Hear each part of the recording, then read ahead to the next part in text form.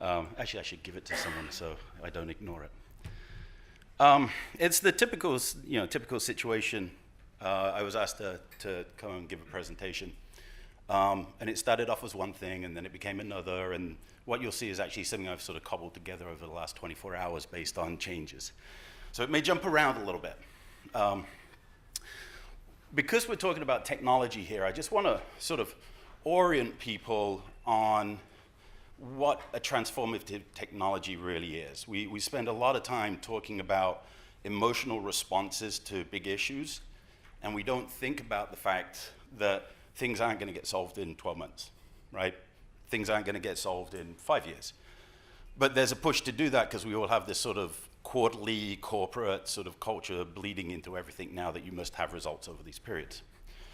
And as a sort of generic example of technology and transformative technology, I thought I'd pick on refrigeration here. So this is adoption percent US households, and this is really the development of refrigeration. And it always excites me to say William Cullen. I was born in Northampton, but I grew up in Glasgow, Scotland until I went to the US.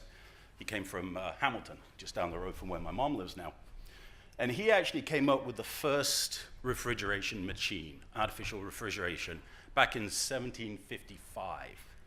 Someone pointed out the other day, Benjamin Franklin in 1758 came up with a different design, but being American, his statement was, hey, we can freeze a man to death. So, yeah, I'll go with Cullen.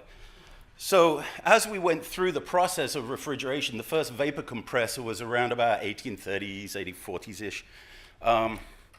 And then where one of the big changes in intellectual thinking was John Gohm, not making a vapor compressor system, but making an ice-making machine because ice was so important for refrigeration.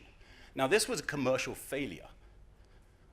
And that's a very important thing to say. When a technology fails, it's not necessarily a bad thing. And the reason why is that it brought a global perspective to why are people trying to do this? Why should we do this? And so you started to see an increasing in commercial interest and personal interest and intellectual interest. Then we get to Harrison. He makes the first sort of practical vapor compressor. We'll skip through here.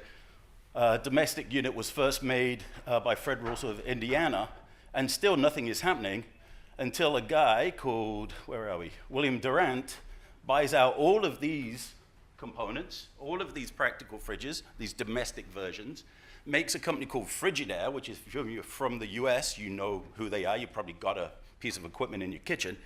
And suddenly, because we're now doing commercialization, it takes off. So what's happened? We've had 200 years of product development, okay? And until we hit this desirable product that the market wants, nothing really happens. And the other part of that is the first domestic fridge. Everyone says, oh, these things cost too much. Well, the first domestic fridge that was made was the equivalent in the US of $4,000. I can go to the store now and pick up one for 200 that does the same thing. So people have to keep this in mind. Otherwise, I'm going to call you a wet blanket. Because if you say, oh, it can't be done, then why even bother starting in the first place? Why even bother to try? You know, if it can't be done, we wouldn't have refrigeration.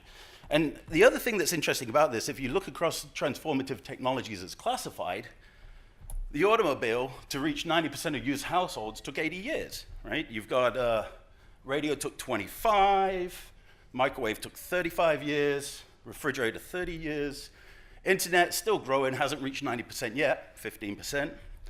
And the cell phone that everyone says it's the pinnacle of how technology is adopted took 20 years.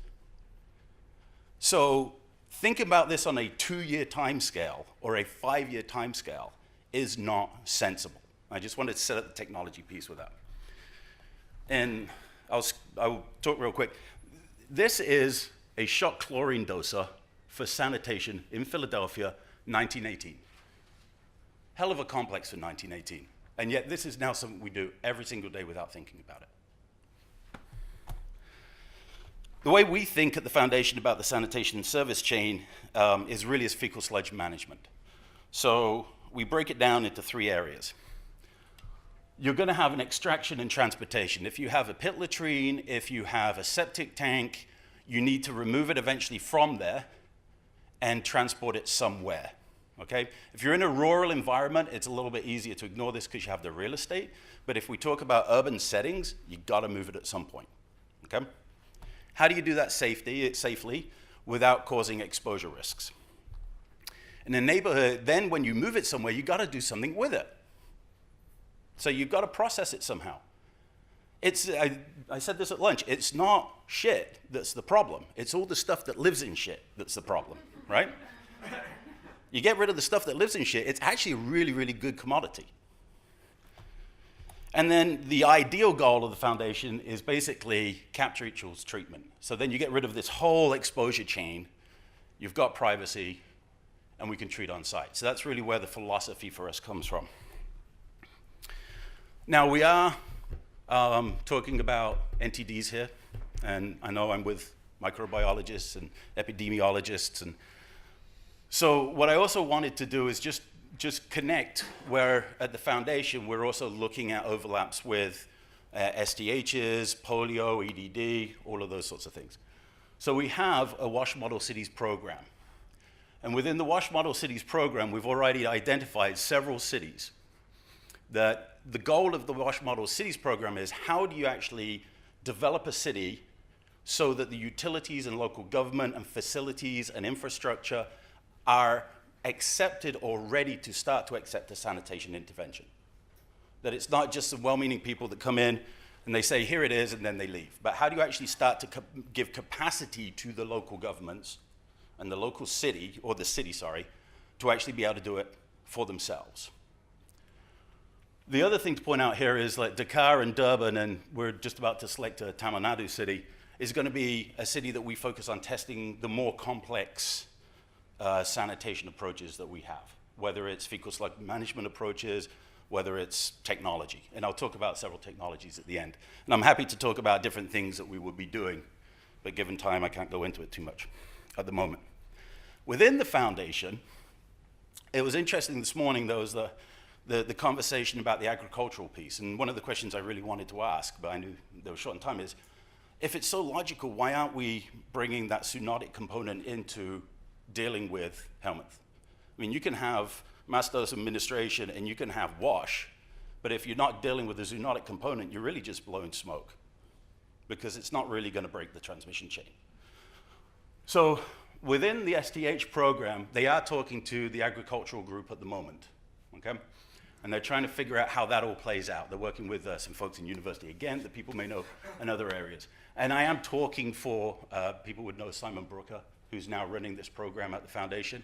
So I'm sort of talking out of my league here, and I apologize for that. But with WASH itself, we've already started to develop a uniform SDH analytical method for environmental samples. Why?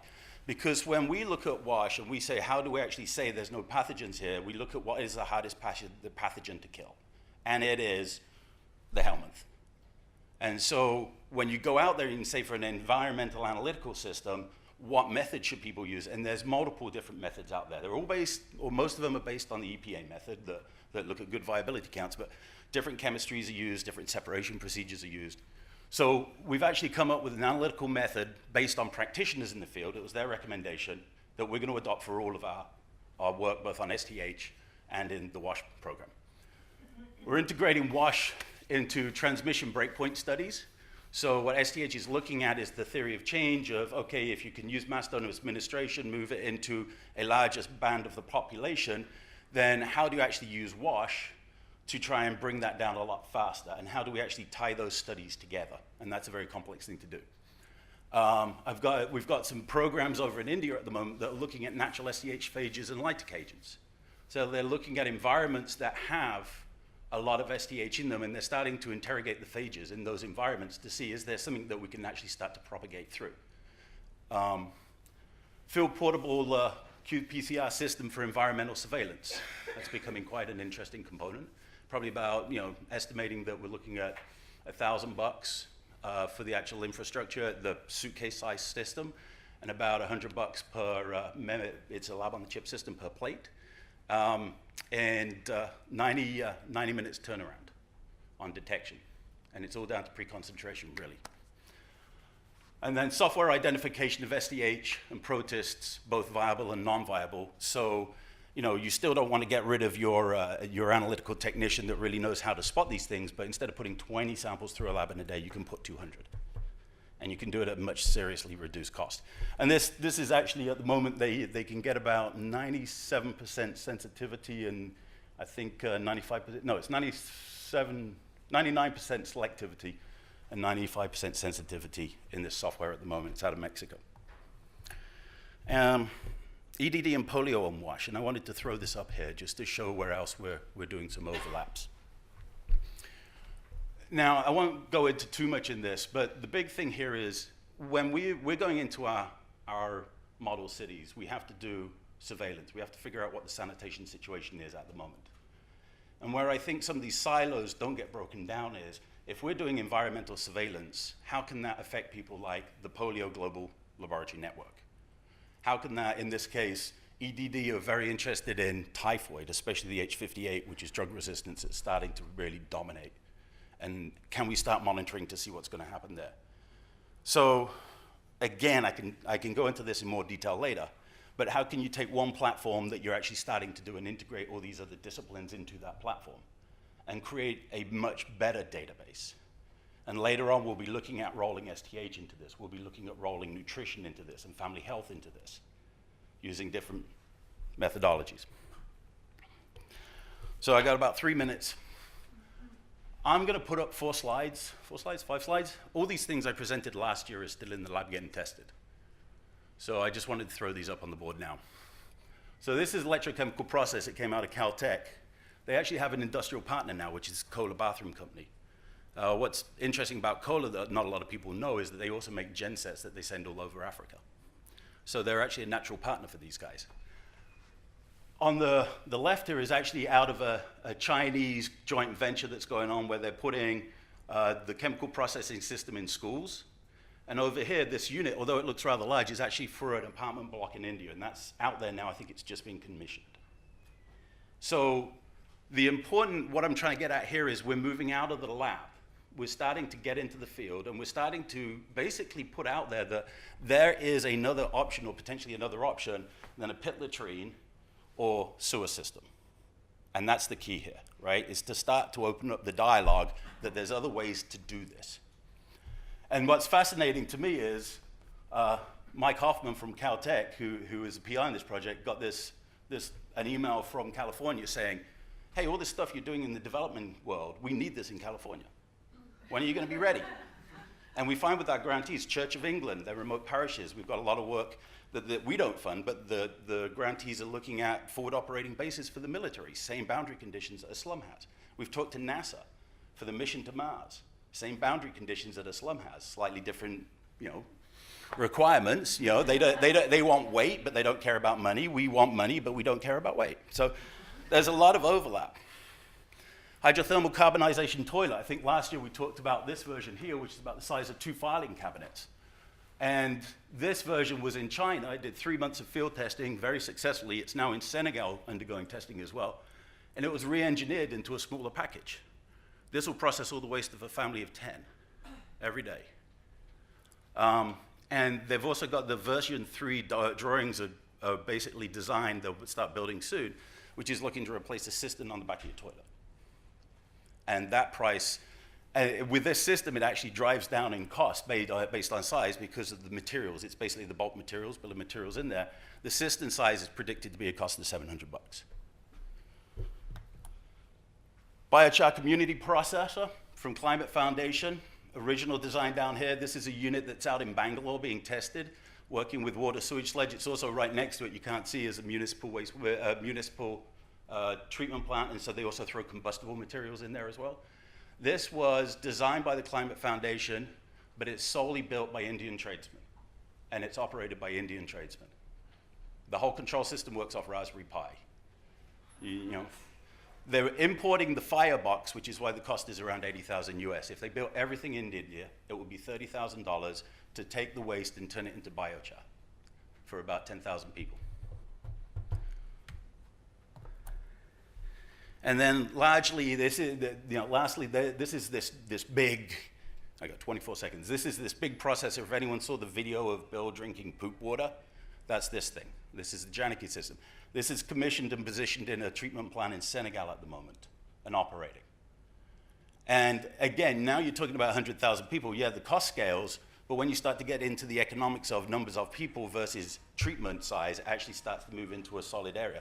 The key about this is it will never operate, it will never be economically functioning as an entrepreneurial system. So this is where we get into some clever financing, which I believe my colleague may talk about next, where if you can build the capacity up of the local government to do the CapEx purchase and remove that debt burden from the local communities, from the slums, then you just have to play the market game with the service and operation. And it becomes much simpler to deal with that. But again, you now have to look at capacity building within that local government. So it's not just dropping a technology out there. It's looking at it from a policy and advocacy point of view, looking at it from a local market point of view. What is our value on that market? If you can't do it as cash, is hot water of value? Is biogas of value? Is fertilizer of value? You know, and then the technology piece comes in to help solve some of that. So that's, I believe we're done there. Oh no, last one, got to throw it out there, sorry. Bristol Robotics Lab, local one. These guys, they were charging cell phones. You might have seen it from microbial fuel cells in urine. Well, at Glastonbury this year, Oxfam sponsored 10 units at Glastonbury, 10 urinals. And they ran the whole lighting for that system off of the pee from the folks at the music festival. Now, the good thing is these bugs really like alcohol as well, right? So they're now looking with Oxfam, and we've started to talk to them about how do we actually take this now, and rather than have lighting in the urinal, how do we actually have a street lamp? And that's where you can start to see the value starting to appear out of these things. Okay, I think I'm about 30 seconds over, so I will stop.